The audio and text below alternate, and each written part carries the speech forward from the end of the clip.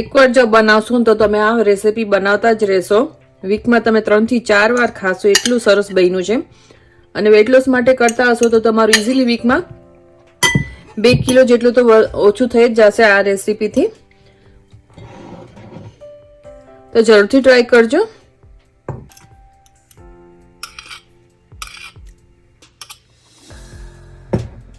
ખૂબ જ ટેસ્ટી એવું બન્યું છે.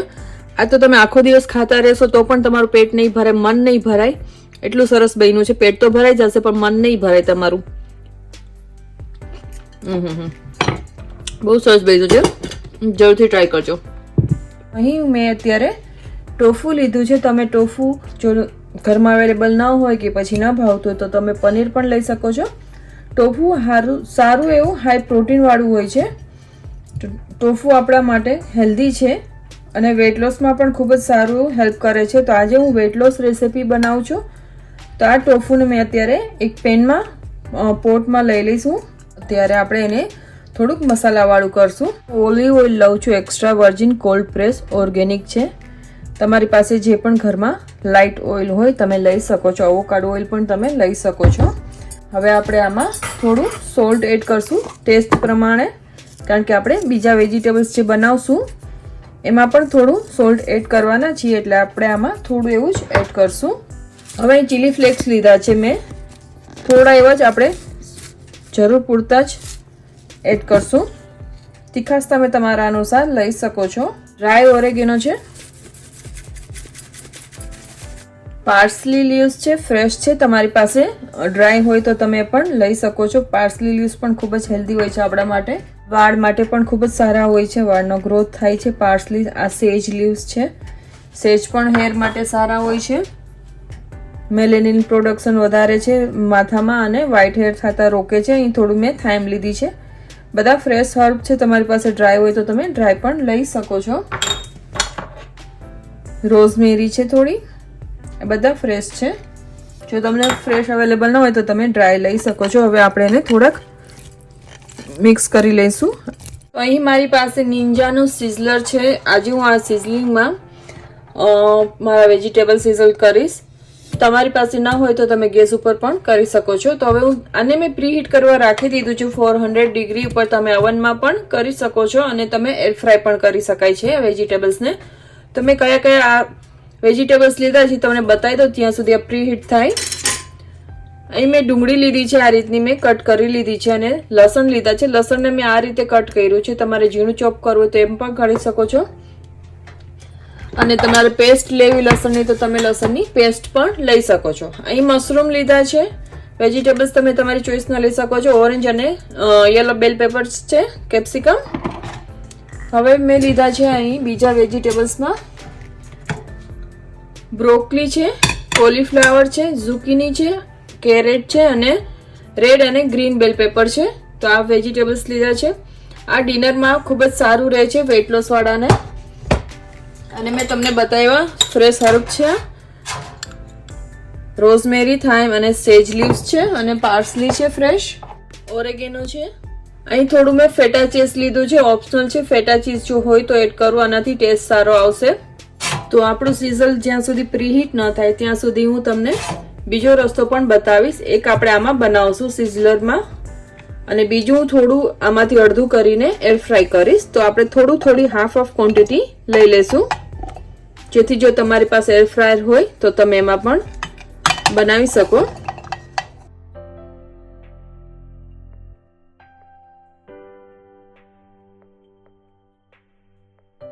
હવે થોડા આપણે આમાંથી ઓનિયન્સ લઈ લેશું, લસણ, થોડા મશરૂમ, ઓરેન્જ અને પીળા બેલ પેપર્સ છે. એટલે આપણે આમાં મસાલો કરી લઈશું જેથી આ બધા આપણા વેજીટેબલ્સ કોટ થઈ જાય. થોડો આપણે થાઇમ લેશું. ખૂબ જ હેલ્ધી હોય છે આપણા હેર, સ્કિન, નેલ્સ માટે આ બધા હર્બ.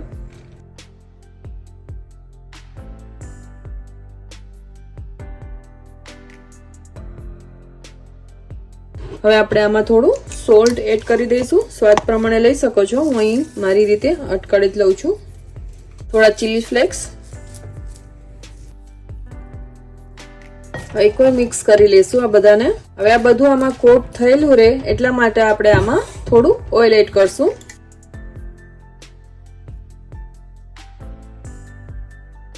અને આપણે એર ફ્રાય કરશું. બાકીના આપણે આમાં સિઝલરમાં કરશું ગ્રીલ મોડ ઉપર.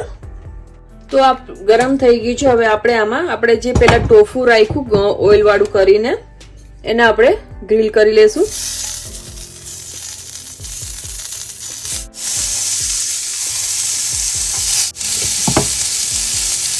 થોડું આપણે ઓઇલ લઈ લેશું.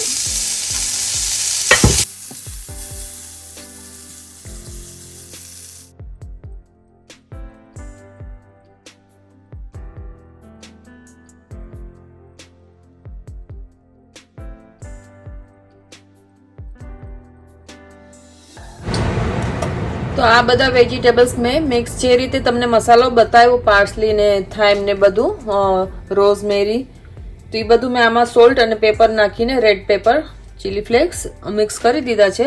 હવે આપણે આને પણ સોતે કરી લઈશું.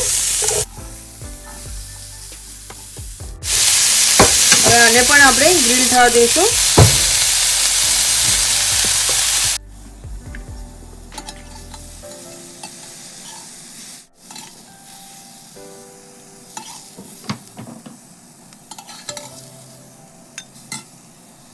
તો એર ફ્રાયર નું મેં બાસ્કેટ લીધું છે.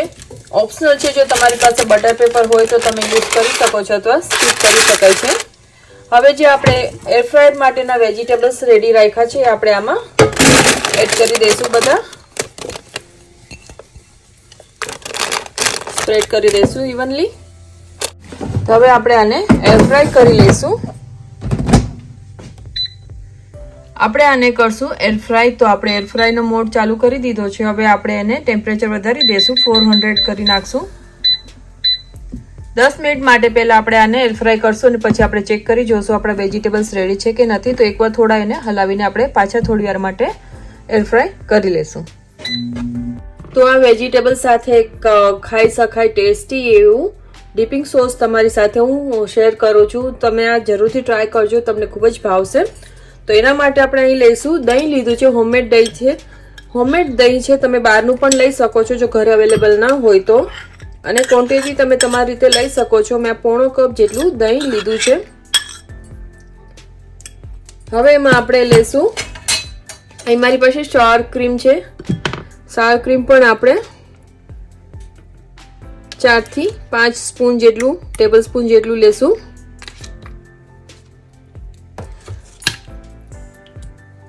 પહેલા આપણે બેને મિક્સ કરી લેવાનું છે. ખૂબ જ હેલ્ધી આ ડિપિંગ બને છે. આ ડિપિંગને તમે બનાવીને ફ્રીજમાં પણ સ્ટોર કરી શકો છો. 10 થી 15 દિવસ સુધી ખરાબ નહીં થાય. અને તમે આ સોસ પિઝા સાથે, સલાડ સાથે કે પછી એમને જમવામાં પણ લઈ શકો છો. તમે કેસેડિયા સાથે પણ આને ખાઈ શકાય છે. એવું સરસ ટેસ્ટી આ સોસ આપણું બનીને રેડી થશે. તો આપણે મિક્સ કરી લીધું છે. હવે આપણે આમાં એડ કરશું. અહીં મેં ચોપ કરેલી રેડ અનિયન લીધી છે. કોઈ પણ અનિયન તમે લઈ શકો છો. રેડ, વ્હાઈટ જે પણ હોય, યલો. થોડા પાર્સલી લીવ્સ એડ કરશું. ગ્રીન અનિયન લીધી છે.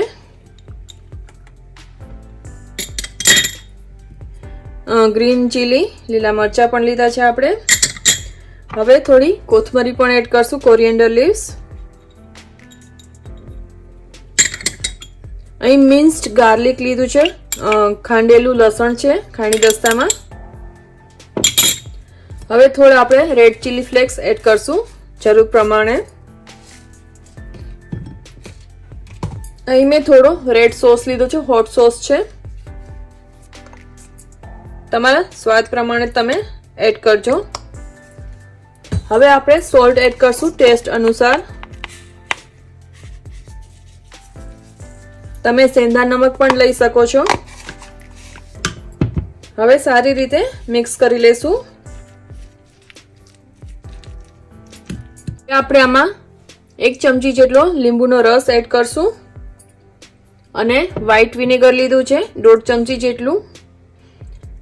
લીંબુનો રસ, વિનેગર પ્રિઝર્વેટિવ્સનું પણ કામ કરે છે અને સ્વાદ પણ તમારો ડીપિંગનો વધારશે. મિક્સ કરી લેશું એકવાર પાછું. જરૂરથી ટ્રાય કરજો આ ડીપિંગ. જો તમારી પાસે સાવર ક્રીમ ના હોય તો તમે ખાલી દહીં પણ લઈ શકો છો,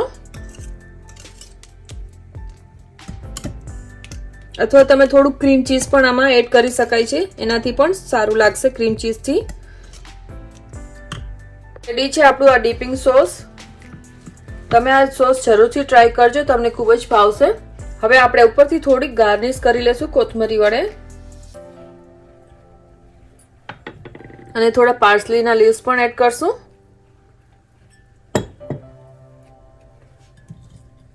ગ્રીન અનિયન, થોડા રેડ ચીલી ફ્લેક્સથી.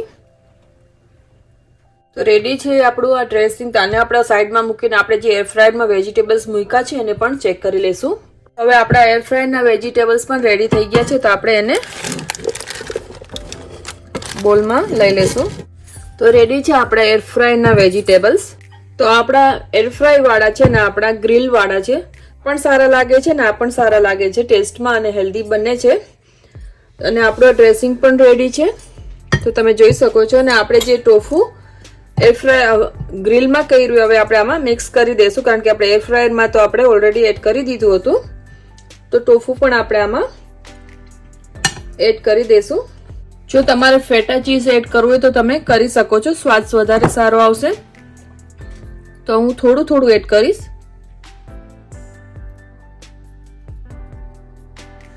તો આજનો આ વિડીયો હું અહીં જ પૂરો કરીશ. મળશું આપણે એક નવા વિડીયો નવી રેસીપી સાથે. અને જો આ વિડીયો ગમ્યો હોય તો લાઈક શેર સબસ્ક્રાઇબ જરૂરથી કરજો. શેર કરજો તમારા ફ્રેન્ડ્સ અને ફેમિલીમાં જે લોકોને વેટ લોસ કરવું છે એ લોકોના વિડીયો ઘણો જ કામ આવશે. લંચમાં ડિનરમાં ક્યારેય પણ આ તમે એન્જોય કરી શકો છો સલાડને, અને ખૂબ જ ટેસ્ટી એવું લાગે છે. ખૂબ જ હેલ્ધી ઇન્ગ્રીડિયન્ટ્સ આપણે આમાં બધા એડ કર્યા છે. તો થેન્ક યુ ફોર વોચિંગ. મળશો નવા વિડીયો નવી રેસીપી સાથે. ત્યાં સુધી આવજો. Buy now.